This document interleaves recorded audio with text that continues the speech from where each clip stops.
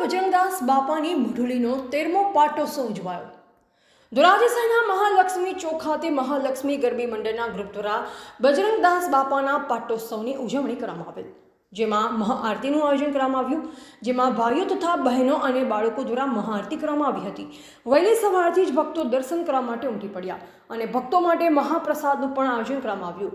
Body સંખ્યામાં ભક્તોએ પ્રસાદનો લાભ લીધો અને બજરંગદાસ બાપાના 13મા પાટોત્સવની ભાવભેર ઉજવણી કરવામાં આવી, જેમાં મહાલક્ષ્મી ગરબી મંડળના આગેવાનો અને કાર્યકરો અને દાતાઓ તેમજ બાપા સીતારામના ભક્તો અને મહાલક્ષ્મી મંદિરના ટ્રસ્ટીઓ બોડી સંખ્યામાં ઉપસ્થિત રહ્યા અને બાપા સીતારામના દર્શન કરી ધન્યતા અનુભવી હતી।